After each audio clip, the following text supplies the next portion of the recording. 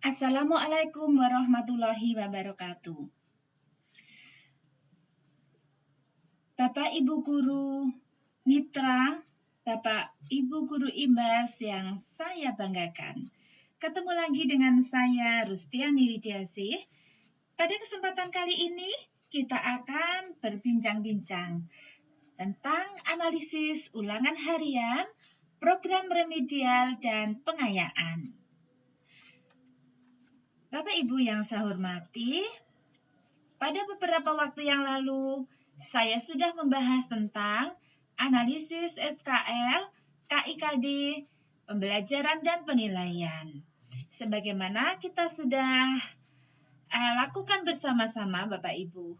Dan pada kali ini, sampailah kita pada tahap penilaian. Kita sudah melakukan serangkaian kegiatan mulai dari yang sudah saya katakan tadi, sampai sekarang waktunya penilaian Bapak Ibu. Nah, tentu Bapak Ibu sudah melaksanakan penilaian, mungkin dengan cara tes tulis, bisa tes lisan, bisa dengan tes berbasis IT dan sebagainya. Tentu saja disesuaikan dengan kondisi pada saat ini di mana Bapak Ibu dan kita semua melaksanakan pembelajaran dengan bisa dari rumah atau dalam tatap muka dengan jumlah siswa yang sangat terbatas. Kita sesuaikan. Jadi penilaian saya ingin mengingatkan bahwa dilakukan bisa secara tes maupun non-tes. Nah, untuk yang teknis tes itu dilakukan dengan memberikan pertanyaan yang harus dijawab siswa. Pertanyaan ditanggapi atau tugas yang harus dilaksanakan oleh para siswa. Kemudian, adapun teknik tesnya itu adalah tes tertulis, tes lisan, tes praktek, atau perbuatan. Adapun untuk teknik non-tes biasanya digunakan untuk menilai nilai sikap, di mana diperoleh dengan gambaran terutama mengenai karakteristik sikap atau kepribadian. Selama ini teknik non-tes kurang digunakan dibandingkan dengan teknik tes karena memang yang sering digunakan pada penilaian sikap.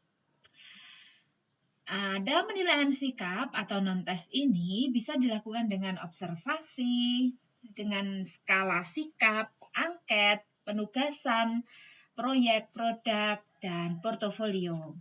Nah, saya hanya ingin mengingatkan Bapak Ibu yang sudah kita lakukan beberapa waktu yang lalu, yaitu kita sudah merancang penilaian, pengetahuan, dan keterampilan. Dan saatnya sekarang kita akan membahas apa langkah-langkah yang dilakukan setelah melaksanakan kegiatan penilaian. Tentu saja yang pertama adalah melakukan koreksi. Bapak Ibu bisa disesuaikan dengan jenis tesnya. Apabila dengan pilihan ganda, maka juga disesuaikan dengan pilihan ganda. Biasanya menggunakan skor, kalau benar 1, kalau salah 0. Bisa kalau misalnya tes tulis, Bapak Ibu juga melakukan penilaian dan koreksi sesuai dengan kriteria ataupun indikator penilaiannya. Nah, kalau sudah selesai dalam melakukan koreksi, tahap berikutnya yaitu menilai. Dalam penilaian ini, apabila guru sebelumnya sudah menentukan scoring rubriknya. Bahkan ketika pelaksanaan atau perencanaan di dalam pembuatan RPP, Bapak Ibu juga sudah menentukan bagaimana nantinya akan menilai. Nah, untuk selanjutnya Bapak Ibu, apabila itu sudah dinilai dan ketemulah apa ketercapaian atau nilai siswa, maka tidak berhenti sampai di situ Bapak Ibu. Nilai-nilai yang Bapak Ibu lakukan dengan memberikan umpan balik, misalnya dengan menulis itu ada memberikan feedback, memberikan koreksi dan sebagainya, maka akan membuat siswa terangsang untuk lebih giat belajar karena pekerjaannya dihargai. Setelah siswa mendapat saran atau komentar pada siswa akan kekurangan pada pekerjaannya dan dia akan segera berkeinginan untuk memperbaikinya. Selanjutnya, guru juga bisa segera dapat melihat kekurangan perencanaan program dan pelaksanaan pembelajaran dan berusaha untuk meningkatkan kemampuannya. Nah, Bapak Ibu, setelah mendapatkan nilai, maka langkah selanjutnya adalah mengembalikan hasil ulangan kepada para siswa dengan memberikan skor dan apabila perlu ada feedbacknya atau umpan baliknya sehingga siswa lebih semangat. Nah, apa selanjutnya yang dilakukan guru apabila sudah mendapatkan penilaian? Misalnya siswa-siswa ini sudah mendapatkan nilai semacam ini, sudah diketahui perolehan dari ujiannya, baik ujian berupa misalnya adalah ujian tulis atau ujian lisan, sudah diketahui skor-skor seperti ini. Lalu apa yang dilakukan selanjutnya? Apakah berhenti sampai di situ? Ternyata tidak Bapak Ibu, masih ada satu langkah lagi yang sangat penting untuk dilakukan. Dan dari kegiatan analisis hasil penilaian harian, itu banyak sekali hal yang bisa didapatkan. Apakah analisis hasil penilaian harian itu? Yaitu seperangkat format untuk menganalisis hasil-hasil ulangan harian yang telah dilakukan oleh guru. Kenapa harus ada analisis? Yang pertama untuk mengetahui tingkat kesukaran butir soal, mengetahui keefektifan option pilihan, menentukan status soal, apakah soal itu bisa diterima untuk ulangan mendatang atau tidak. Tujuan selanjutnya adalah untuk mengetahui persentase ketuntasan belajar setiap peserta didik. Juga mengetahui bagaimana ketuntasan belajarnya, serta menentukan peserta didik yang harus mengikuti remedial dan pengayaan. Nah, itulah Bapak Ibu pentingnya ya melaksanakan analisis. Lalu di dalam kegiatan analisis itu Bapak Ibu, yang pertama tadi adalah bisa mengetahui ketuntasan belajar. Ketuntasan belajar atau perorangan itu bisa dibuat laporan juga. Misalnya jumlah siswa yang mengikuti penilaian harian itu berapa siswa. Lalu di antara jumlah seluruhnya itu, jumlah siswa yang belum tercapai KKM-nya itu ada berapa. Kemudian jumlah siswa yang terpenuhi KKM-nya berapa. Lalu jumlah siswa yang terlampaui KKM-nya berapa. Nah, setelah itu ada klasifikasi berupa persentase siswa yang belum mencapai KKM berapa persen, persentase siswa yang telah mencapai KKM, dan yang terlampaui KKM-nya ada berapa. Nah, itu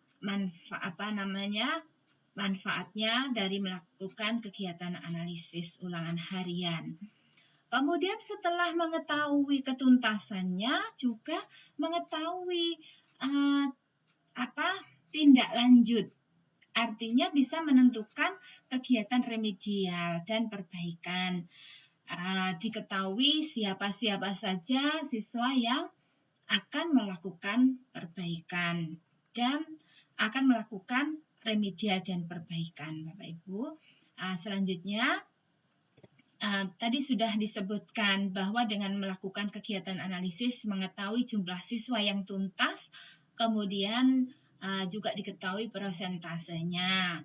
Lalu jumlah soal yang belum tuntas juga bisa diketahui. Dengan demikian bisa diketahui soal nomor sekian ini ternyata dijawab benar oleh sekian siswa, yang belum sekian siswa, seperti itu. Kemudian dari kegiatan analisis juga bisa diketahui rentang nilai. Berapa siswa yang bisa memperoleh nilai dengan kategori atau predikat sangat baik, atau dengan angka sekian, jumlahnya berapa, di mana rentang nilai yang terbanyak, dan sebagainya. Selanjutnya, juga bisa melihat nilai terendah, nilai tertinggi dalam sebuah ulangan harian. Serta tentu saja mengetahui yang paling sering diketahui adalah rata-rata. Tidak hanya itu Bapak Ibu, dengan melakukan analisis juga bisa menjadi bahan untuk membuat grafik tentang apa-apa yang ingin diketahui, misalnya ketuntasan, kemudian peningkatan, dan seterusnya. Selain itu, dengan melakukan kegiatan analisis juga bisa melakukan perbandingan. Bapak Ibu yang melakukan penelitian tindakan kelas tentu saja akan sangat memerlukan perbandingan nilai, baik untuk melihat kondisi awal, untuk melihat keberhasilan pada siklus pertama, kedua, dan seterusnya. Nah, dalam kepentingan penelitian atau penulisan juga sangat diperlukan untuk mengetahui perbedaan antar tindakan, ya, sebelum tindakan dan setelah tindakan. Kemudian tadi juga sudah disampaikan, dengan kegiatan analisis itu bisa melihat kategori nilai. Dapat diketahui berapa jumlah siswa yang mendapatkan nilai dengan kategori yang sangat baik, baik, cukup, dan kurang. Begitu Bapak Ibu. Nah, setelah itu juga mengetahui siapa yang diremedi, siapa yang harus melakukan pengayaan. Nah, untuk kegiatan analisis ulangan harian tidak lepas itu dari yang namanya belajar tuntas. Belajar tuntas itu apa? Belajar tuntas adalah pemecahan masalah belajar sampai siswa itu bisa tuntas, gitu Bapak Ibu. More time for learning itu adakah siswa tidak semua bisa belajar bisa menguasai materi, bisa mencapai kompetensi pada waktu yang bersamaan. Jadi ada siswa yang bisa dengan cepat menguasai, ada yang perlu waktu. Nah, di mana guru harus melayani semua siswa dengan berbagai macam kemampuannya. Kemudian juga menggunakan media dan materi yang disesuaikan, dan juga mendiagnosis untuk menentukan mungkin ada pengetahuan prasyarat atau keterampilan prasyarat yang harus dikuasai terlebih dahulu untuk mencapai tujuannya. Nah, itulah tentang ketuntasan belajar. Intinya, semua siswa itu bisa belajar. Tergantung ada yang cepat, ada yang kurang, atau ada yang memerlukan waktu. Jika peserta didik dikelompokkan berdasarkan tingkat kemampuannya untuk beberapa mata pelajaran dan diajarkan sesuai dengan karakteristik mereka, maka sebagian besar dari mereka akan mencapai ketuntasan. Demikian pendapat yang disampaikan oleh John B. Carroll tentang ketuntasan. Kemudian peserta didik yang belajar perlu waktu yang lebih lama untuk materi yang sama, mereka dapat berhasil jika kompetensi awal mereka terdiagnosis secara benar dan mereka diajar dengan metode dan materi yang berurutan mulai dari tingkat kompetensi awal mereka. Dan kadang-kadang memang sering sekali dalam pembelajaran guru tidak melakukan terlebih dahulu tentang seberapa sih atau menguji seberapa sih kemampuan siswa atau prior knowledge yang sudah dikuasai siswa, sehingga seringkali siswa belum tuntas di sejak awal ya, sehingga dia harus melaksanakan atau kegiatan pembelajaran pada KD selanjutnya, sehingga dia kesulitan ketika akan memahami KD yang lebih karena KD prasyarat saja dia belum tuntas begitu. Lalu belajar tuntas itu 90% peserta didik menguasai 90% kompetensi atau tujuannya tercapai. Itu dikatakan tuntas. Nah, untuk belajar tuntas itu peserta didik tidak diperkenankan mengerjakan pekerjaan berikutnya sebelum tuntas, sehingga dia harus menyelesaikan pekerjaan dengan prosedur yang benar dan hasil yang baik terlebih dahulu sebagai prasyarat untuk melanjutkan ke KD yang berikutnya. Begitu pendapat dari John Carroll yang menjadi pertimbangan dan perhatian untuk kita semua yang harus kita perhatikan bersama.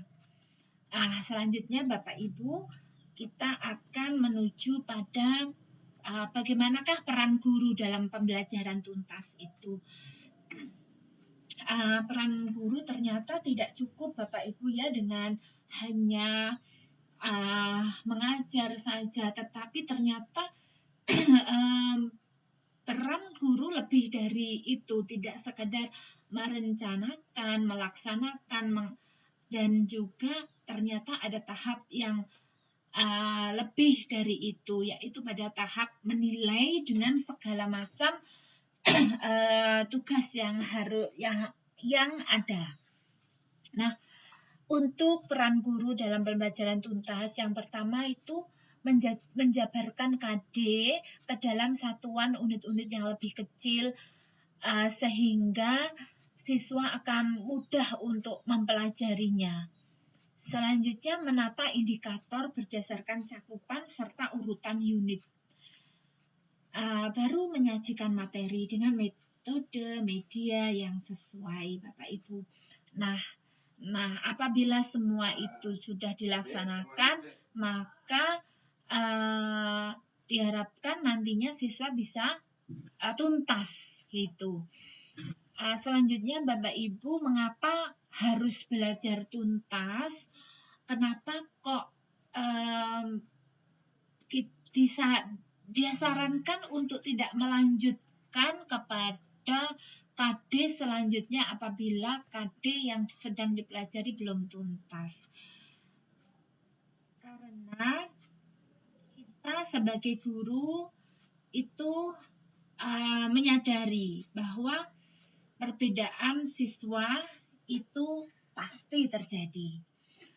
Nah, ada siswa yang seperti yang sudah saya katakan bisa belajar dengan cepat dan ada yang perlu waktu.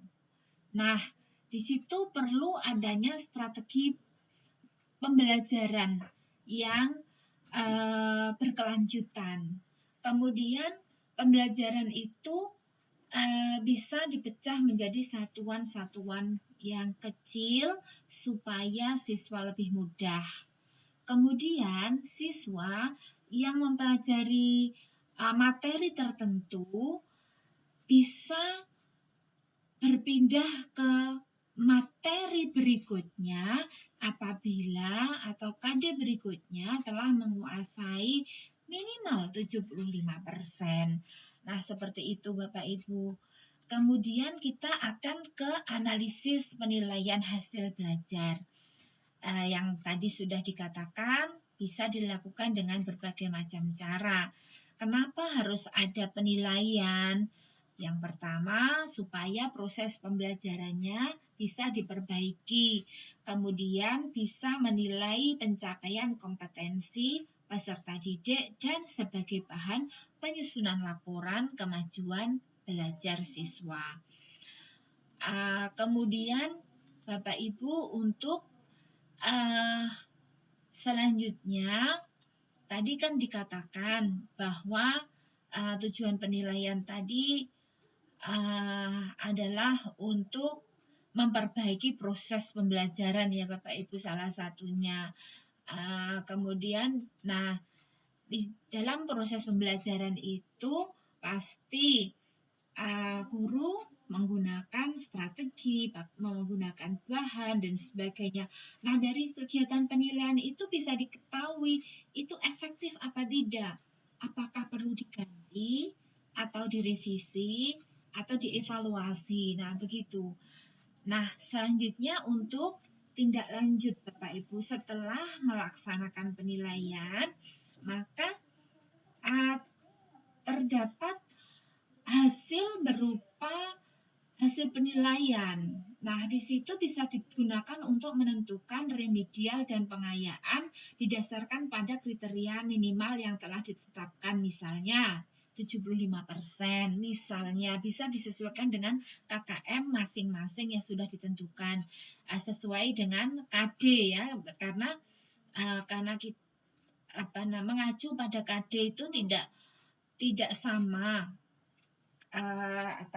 KKM-nya karena ada perbedaan tentang ya mungkin karakteristik tentang materinya, juga keadaan siswanya, dan juga mungkin sarana dan prasarana yang ada di sekolah itu berbeda-beda sehingga karena bedanya kompetensi dasar tadi, maka KKM-nya juga berbeda-beda. Nah, untuk selanjutnya Bapak Ibu, mengapa harus ada remedi dan pengayaan? Nah, ini adalah bentuk layanan kepada siswa. Kemudian bentuk layanan siswa seperti apa yang akan kita berikan, nanti akan kita bahas satu persatu karena pada dasarnya guru itu harus melayani siswa dengan segala kondisinya. Nah, setelah diketahui bahwa siswa harus melakukan remedi atau pengayaan, maka selanjutnya adalah kita akan melaksanakan program remedial, Bapak Ibu. Yang pertama, remedial. Remedial itu apa sih? Remedi itu artinya obat atau memperbaiki atau menolong. Nah, remedial itu artinya adalah diagnosa yang komprehensif atau menyeluruh untuk menemukan kekurangan yang dialami siswa dalam belajar. Kemudian setelah itu dilakukan perbaikan. Nah, bagaimana merancang program remedi atau pengayaan ya? Kita yang pertama kan setiap siswa harus tuntas KD ya. Latar belakangnya. Jadi karena ada siswa yang tidak tuntas KD, maka harus diadakan remedi. Kemudian siswa yang belum tuntas berhak mendapatkan remedi. Dan juga siswa yang tuntas berhak mendapatkan pengayaan. Itu yang melatar belakangi mengapa harus ada program remedi dan pengayaan. Intinya semua siswa harus dilayani. Nah, untuk selanjutnya Pembelajaran remedial itu apa? Pembelajaran remedial itu pembelajaran yang diberikan kepada siswa yang belum mencapai ketuntasan pada KD tertentu dengan menggunakan metode yang diakhiri dengan penilaian untuk mengukur kembali tingkat ketuntasan belajar siswa. Nanti akan dijelaskan juga bagaimana cara menilainya, Bapak Ibu. Pada hakikatnya, semua peserta didik akan dapat mencapai standar kompetensi yang ditentukan. Hanya waktu pencapaiannya yang berbeda. Oleh karena itu perlu program pembelajaran remedial. Selanjutnya, kapan waktu pelaksanaan pembelajaran remedial? Apakah setiap hari atau bagaimana? Nah, pembelajaran remedial itu diberikan setelah peserta didik mempelajari satu atau beberapa KD tertentu yang diuji melalui ulangan harian. Bapak Ibu dalam melaksanakan ulangan harian kan biasanya menggabungkan beberapa KD. Nah, di situ bisa diketahui siswa KD mana yang tuntas, KD mana yang belum tuntas. Nah, itu dilaksanakan berapa kali, maka tergantung dari berapa kali ulangan harian dilakukan. Apabila di ulangan harian itu dilakukan dalam misalnya 1 bulan sekali, maka remedial dan pengayaan juga dilaksanakan 1 bulan sekali, seperti itu waktunya. Selanjutnya, prosedur pelaksanaan program remedi. Siswa yang tidak tuntas berdasarkan nilai yang sudah didapatkan siswa tadi, dan kemudian guru ya diikutkan tes diagnosis. Artinya itu tes diagnosis artinya gini, tes yang digunakan untuk mengetahui kelemahan-kelemahan siswa sehingga hasil tersebut dapat digunakan sebagai dasar untuk memberikan tingkat lanjut berupa perlakuan yang tepat sesuai dengan kelemahan atau masalah yang dimiliki siswa. Jadi intinya guru akan mengetahui bagaimana apa sebenarnya yang membuat siswa itu tidak tuntas, apa alasannya, dari segi faktor apa dan seterusnya. Maka ini dianalisis ya oleh guru. Nah, ini analogi dokter dan guru Bapak Ibu. Nah, kalau dokter itu kan mendiagnosis penyakit. Kalau sudah ketemu penyakitnya, maka selanjutnya bisa diterapi atau diberi obat yang tepat. Kalau guru itu melakukannya tes diagnostik. Nah, dari tes diagnostis diketahui, oh ternyata siswa ini mungkin ada kendala dalam berbagai macam ya, ada kendala dalam mungkin dari sarana prasarana, dari kelemahan dalam hal fisik atau mungkin dalam hal karena dia tidak tahu materi sebelumnya atau karena faktor keluarga dan banyak hal. Nah, setelah itu ada tindak lanjut yang disesuaikan dengan keadaan siswa tersebut. Nah, tes diagnostik itu dilaksanakan pada 3 kesempatan. Yang pertama, itu dilakukan untuk mengetahui apakah siswa mempunyai pengetahuan prasyarat. Biasanya dilakukan di awal. Kemudian dilakukan saat siswa sudah masuk pada materi pelaksanaan tertentu. Dilakukan untuk mengetahui bagian mana dari kegiatan pembelajaran yang menimbulkan masalah bagi siswa. Jadi ini ketika guru sedang melaksanakan proses pembelajaran bisa dilakukan. Lalu yang ketiga dilakukan saat siswa akan mengakhiri pelajaran, tetapi masih tersedia waktu untuk memberikan perlakuan atau remedial seandainya ditemukan permasalahan atau kesulitan-kesulitan belajar.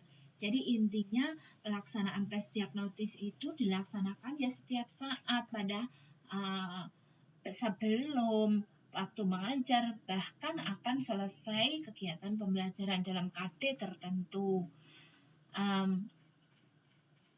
Asesmen diagnostis itu bisa mengidentifikasi capaian kompetensi siswa, menyesuaikan pembelajaran yang akan dilakukan guru, memberikan remedial atau pelajaran tambahan kepada siswa dengan kompetensi di bawah rata-rata.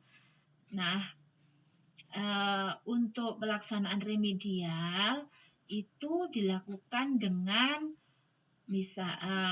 pemberian pembimbingan baik individu maupun kelompok. Selain itu juga bisa melakukan pembelajaran ulang. Nanti akan ada syaratnya bagaimana harus pembelajaran ulang tersebut, karena untuk pembelajaran ulang ini ibaratnya kalau kita seorang guru lalu sampai melakukan pembelajaran ulang, maka ada yang salah dalam metode, media, dan bahan ajar yang dipilih guru. Padahal semestinya ini kalau menurut saya pembelajaran ulang itu seharusnya tidak terjadi, karena guru pasti sudah mempunyai teori-teori tentang metode atau media yang sesuai untuk mengajar. Dan kalau sampai metode, media dan itu gagal dan harus dilakukan pembelajaran ulang, berarti ya yang dipilih itu sangat kurang tepat begitu. Nah, selanjutnya untuk pembelajaran remedial tadi kan sudah melaksanakan diagnosis kesulitan siswa. Sudah diketahui, oh ternyata siswa itu ada kesulitan dalam belajar mulai dari tingkat ringan, sedang, dan berat. Kemudian dengan guru melaksanakan wawancara dan pengamatan dan sebagainya sudah diketahui penyebab-penyebabnya. Langkah selanjutnya adalah memberikan perlakuan atau treatment pembelajaran remedial. Nah, pembelajaran itu bisa dilaksanakan seperti tadi yang sudah saya katakan, mulai dari pembelajaran ulang yang semestinya tidak dilakukan, kemudian pembelajaran bimbingan secara khusus, perorangan baik kelompok, dan tutorial teman sebaya. Kapan ini dilakukan? Ini di luar tatap muka Bapak Ibu. Bagaimana dalam kondisi pandemi pada sekarang ini bisa dilakukan kegiatan remedial?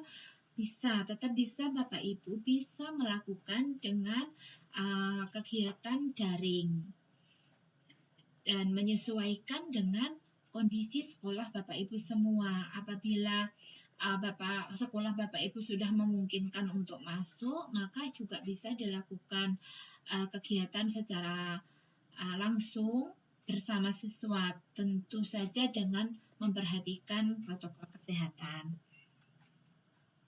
Nah, remedial itu gini Bapak Ibu, untuk menanamkan konsep tentang remedial pengayaan dan program perbaikan program atau kegiatan seperti ini. Kalau remedial itu dilakukan bila nilai indikator kurang dari nilai kriteria ketuntasan minimal, ketuntasan belajar. Jadi nilainya masih kurang. Kalau pengayaan itu bila tuntas lebih cepat, jadi nilainya bisa di atas dari KKM yang sudah ditentukan dan siswa lebih cepat dalam menguasai KD. Kalau perbaikan program dan kegiatan itu berarti tidak efektif.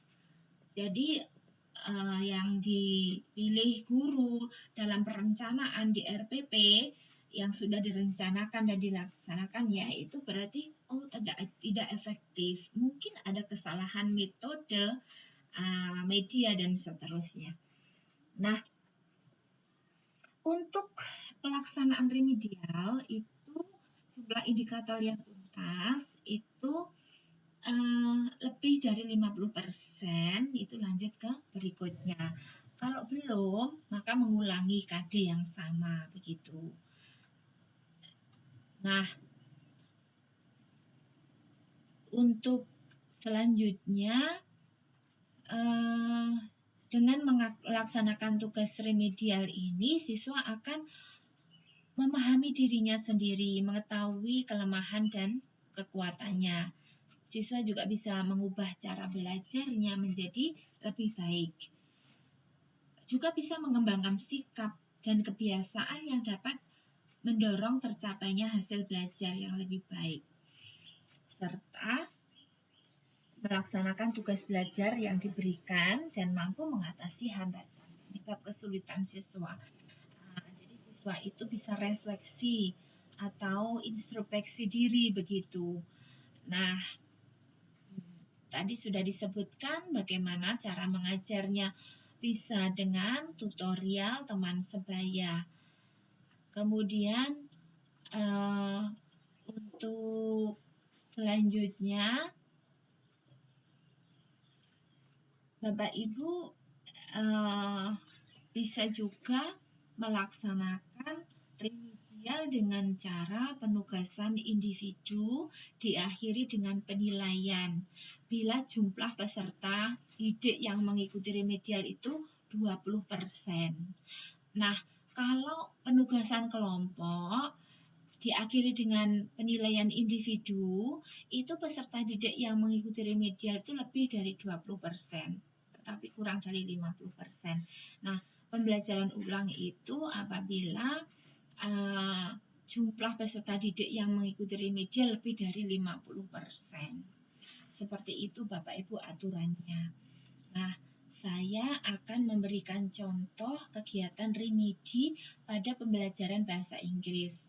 Contohnya, KD-nya adalah menyusun teks eksposisi analitis tulis terkait isu aktual dengan memperhatikan fungsi sosial, struktur teks, dan unsur kebahasaan secara benar sesuai konteks. Lalu indikator, pasti kalau ulangan harian kan IPK-nya lebih dari 1 ya Bapak Ibu.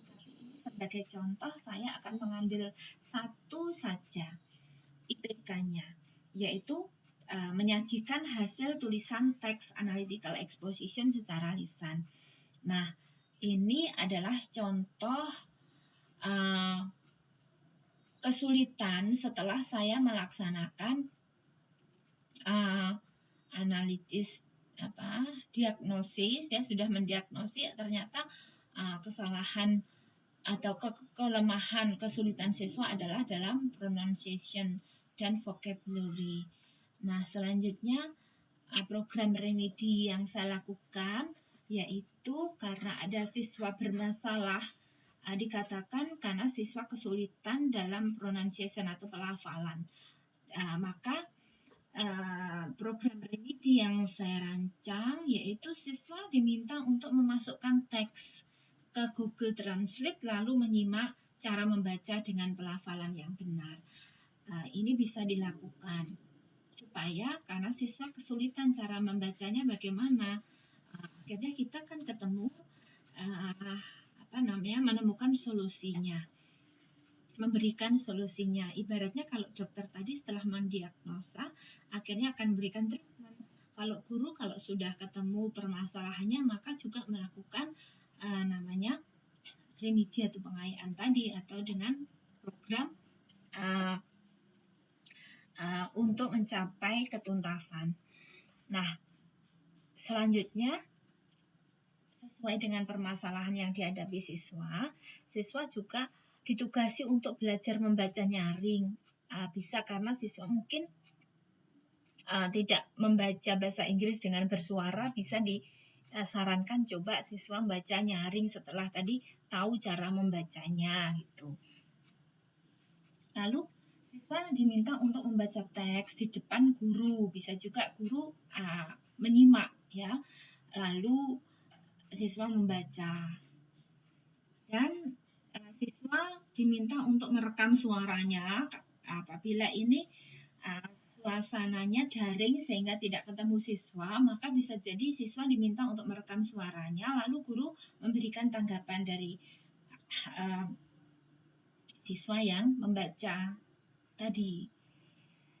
Kemudian karena ada masalah dalam kosakata sehingga siswa tidak bisa atau belum tuntas dalam hal menyajikan hasil tulisan teks analytical exposition secara lisan tadi, bisa jadi siswa diminta untuk menuliskan kosakata dan menempelkan di dinding kamarnya dan diberi waktu tertentu supaya atau ini merupakan tips supaya siswa bisa setiap hari melihat. Apabila siswa setiap hari melihat, kemudian mengucap dan sebagainya, maka akan memudahkan siswa untuk menambah kosakatanya begitu.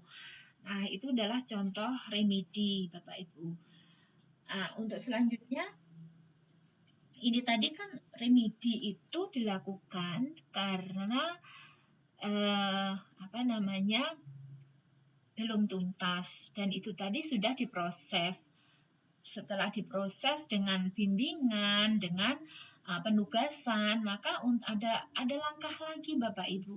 Langkahnya adalah ulangan formatif susulan. Jadi ini digunakan untuk mengetahui setelah diproses, setelah diobati, ya ibaratnya, bagaimanakah peningkatannya. Nah, maka untuk selanjutnya akan ada kegiatan ulangan susulan begitu.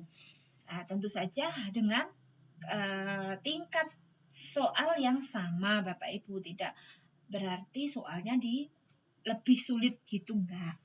Nah, alternatif pemberian nilai Bapak Ibu, karena banyak juga yang masih bingung bagaimana cara menilainya. Nah, alternatifnya yang pertama menggunakan nilai batas KKM, karena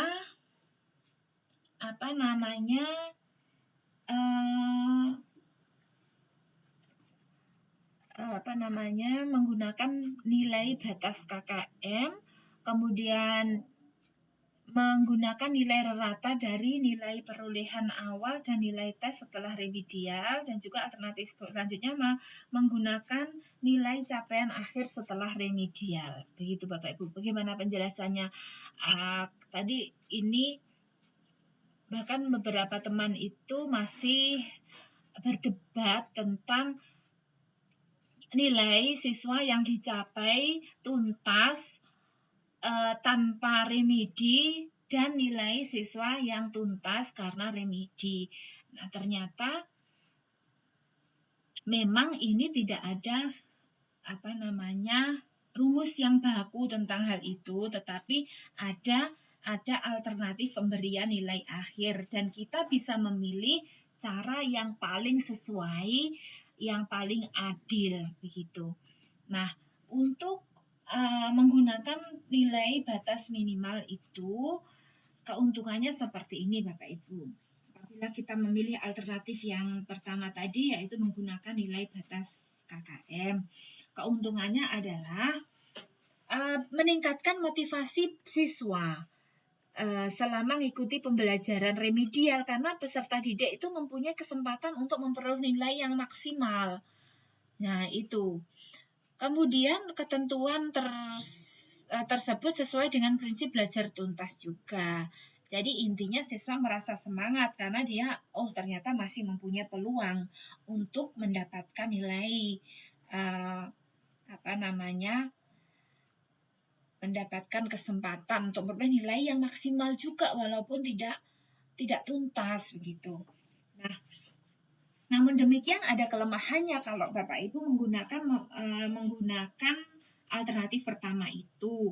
Kelemahannya apa? Peserta didik yang tuntas nilainya, misalnya nilai Budi itu 75 dan nilainya dilampaui oleh peserta didik yang mengikuti remedial, misalnya Andi dapat 80. Budi nilainya 75, dia tuntas tanpa remedi, sedangkan Andi nilainya 80, tapi dia harus mengikuti remedi. Nah, kemungkinan Budi kan mempunyai perasaan tidak adil begitu kan. Nah, ini kelemahan dan kelebihannya apabila guru memilih menggunakan nilai batas KKM. Gitu. Nah, ada yang kedua yaitu menggunakan nilai rata dari nilai memperoleh awal dan nilai tes setelah remedi. Jadi misalnya seperti ini Bapak Ibu, peserta didik itu diberi nilai dengan cara merata-rata antara nilai capaian awal dan artinya capaian awal itu sebelum mengikuti remedi dan capaian akhir setelah mengikuti remedi. Nah, dengan ketentuan seperti ini. Nah, jika capaian telah melebihi KKM 70, misalnya seperti ini. Jadi nilai awalnya Ali itu 60. Setelah itu dia mengikuti kegiatan remedi. Setelah remedi ada kegiatan ulangan lagi, dia mendapatkan 90. Maka nilai mana yang akan dimasukkan? Nah, ini di rata-rata 60 ditambah 90 dibagi 2, hasilnya adalah 75. Kalau KKM-nya 70, berarti kan sudah melewati KKM. Jadi rata-rata telah melebihi KKM. Seperti itu. Nah, gimana kasus yang berikutnya Bapak Ibu? Jika nilai akhir melebihi KKM 70 gitu ya, yang nilai awal itu kan 50 misalnya. Habis itu setelah remedi dapat 80. Nah, rata-ratanya 65. Padahal KKM-nya itu adalah 70. Maka Andi diberi nilai berapa? Andi diberi nilai sebesar KKM, yaitu 70. Loh kok bisa? Ya karena ini menggunakan rata dari nilai perolehan awal dan tes akhir. Konsekuensinya seperti itu, Bapak Ibu. Nah, ini mengatasi kelemahan pada nilai remedial itu bagaimanakah? Jadi memberikan kesempatan yang sama. Solusinya adalah memberikan kesempatan yang sama bagi semua siswa untuk mengikuti tes. Namun dengan catatan perlu diinformasikan kepada peserta didik bahwa konsekuensi nilai yang akan diambil adalah hasil tes tersebut dari tes terakhirnya. Nah, misalnya tadi ada kasus, saya ulang lagi kasusnya adalah kasus mana ini? Jadi ini Budi nilainya adalah 75, kemudian Andi nilainya 80 tapi harus remedi. Ya kan? Nah, caranya supaya adil adalah memberikan kesempatan kepada siswa yang sama. Misalnya Budi diberitahu, Budi nilaimu 75. Saya masih memberikan kesempatan lagi kepada kamu apabila ingin meningkatkan nilaimu karena kamu sudah tuntas. Namun saya beri kesempatan kalau kamu ingin nilaimu lebih baik, maka kamu bisa melakukan tes lagi. Apabila nilaimu nanti lebih baik dari 75, maka itu kamu nilaimu bisa naik. Karena apa? Karena bisa jadi temanmu yang remedi dia bisa memperoleh nilai lebih bagus dari kamu. Nah, itu haknya Budi saya mau menerima dengan catatan saya harus lebih dari 75. Nah, atau nggak usah, saya nggak apa-apa 75 saja. Dan tidak apa-apa kalau ada teman saya Andi yang nilainya 80 setelah remedi. Nah, apabila sudah disampaikan seperti itu, maka itu adalah bijaksana Bapak Ibu. Jadi, apabila siswa terlibat dalam kegiatan pembelajaran seperti itu, menurut saya itu akan menjadi lebih baik. Begitu Bapak Ibu. Nah, mudah-mudahan itu bisa memberikan gambaran Bapak Ibu bagaimana cara kita supaya terjadi kebijaksanaan gitu dalam penilaian. Nah, demikian Bapak Ibu tentang kegiatan remedial sampai penilaiannya. Nah, apabila sudah tuntas, maka dilanjutkan pada KD berikutnya. Berarti semua proses sudah dilaksanakan dengan kegiatan pembelajaran, dengan kegiatan remedial, dan sudah dilakukan penilaian lagi, sudah tuntas dan dilaksanakan KD berikutnya. Nah, itu terjadi bagi siswa yang melakukan program remedial. Selanjutnya bagaimana dengan siswa yang melakukan program pengayaan? Nah, pembelajaran pengayaan itu dilakukan, kenapa? Karena siswa itu mempunyai kompetensi yang lebih cepat dari peserta didik lain. Nah, selain itu, dengan adanya pengayaan, siswa bisa mengembangkan dan memperdalam kecakapannya sehingga bisa optimal. Lalu, siswa juga mendapatkan pengalaman atau kegiatan yang lebih begitu. Nah, selanjutnya minat siswa juga bisa dioptimalkan. Lalu ada penguatan pada KD tertentu yang bisa dilakukan ya dengan berbagai macam kegiatan, nanti akan kita bahas. Nah, untuk siswa, jadi yang tadi diremedi dan siswa yang pengayaan itu, materi dan waktu pelaksanaannya bagaimana? Ya. Jadi program pengayaan diberikan sesuai dengan KD-KD yang dipelajari. Program pengayaan dapat dilakukan setelah mengikuti ujian, setelah mengikuti ulangan. Nah, jadi intinya kapan waktu pengayaan dan kapan waktu remedial adalah sama. Sama-sama setelah adanya ulangan dan diketahui di situ ada remedi dan ada pengayaan. Jadi siswa sama-sama mempunyai peluang untuk mengembangkan dirinya. Begitu. Nah setelah mengetahui siswa yang siapa siswa yang melakukan program pengayaan, maka ada dilakukan bentuk kegiatan. Untuk mengidentifikasi kelebihan belajar siswa itu bisa dilihat dari siswa belajar lebih cepat, siswa ada yang menyimpan informasi lebih mudah, siswa dengan keingintahuan yang tinggi, ada yang kemampuan berpikir mandiri, bahkan ada yang mempunyai superior, berpikir abstrak. Superior itu artinya sangat smart ya, sangat cerdas sekali untuk berpikir yang abstrak, yang rumit gitu. Kemudian juga siswa memiliki banyak minat. Nah, itu setelah diketahui, kemudian siswa-siswinya tentu saja mendapatkan nilai di atas KKM.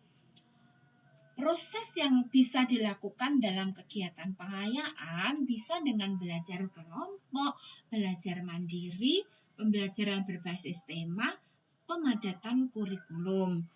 Kemudian bagaimana tentang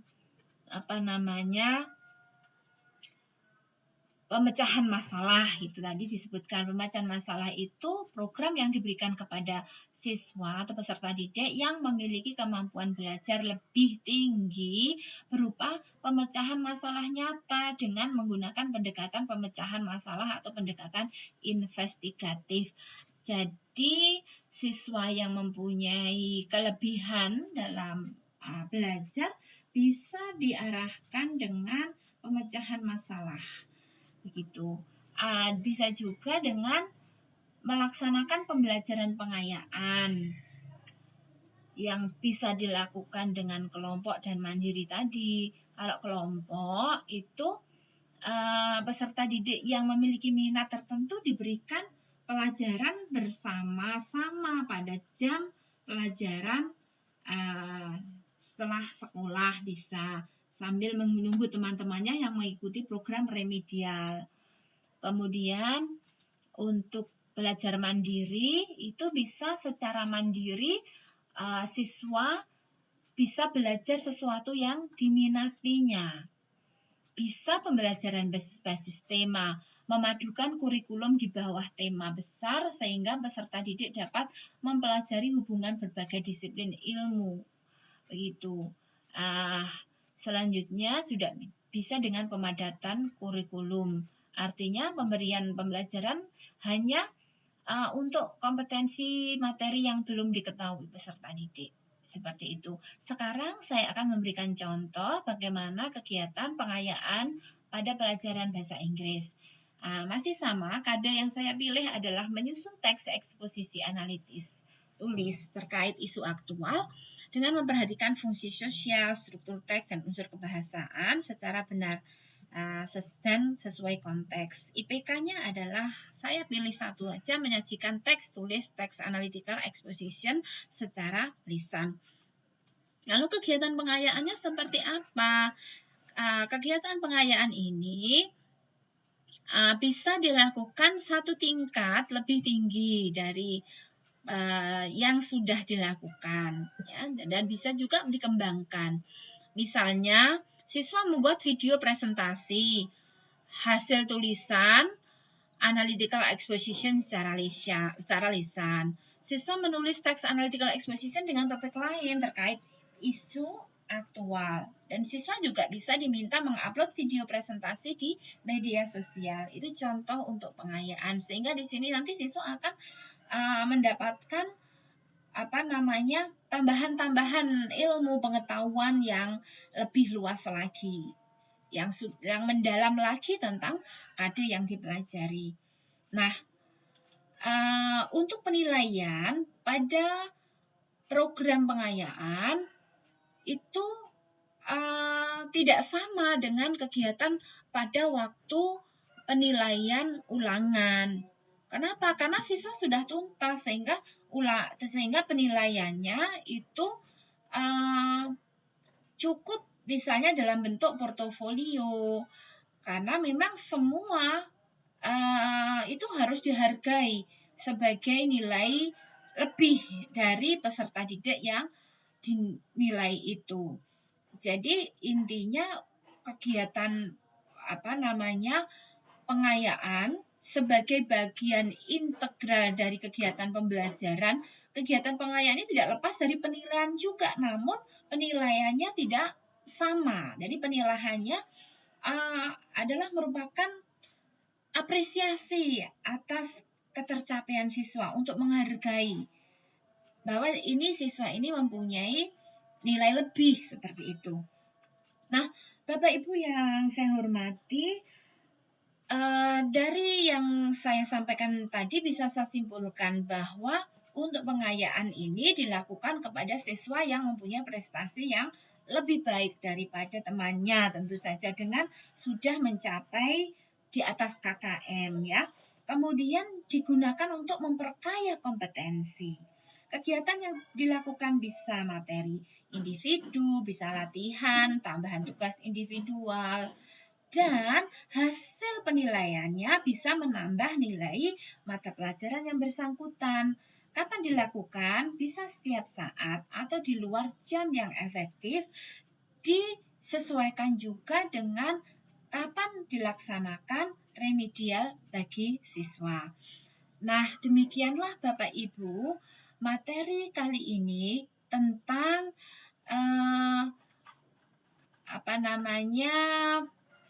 tentang analisis ulangan harian, program remedial, dan pengayaan. Semoga memberikan manfaat untuk Bapak Ibu guru semuanya. Dan akhirnya, wassalamualaikum warahmatullahi wabarakatuh.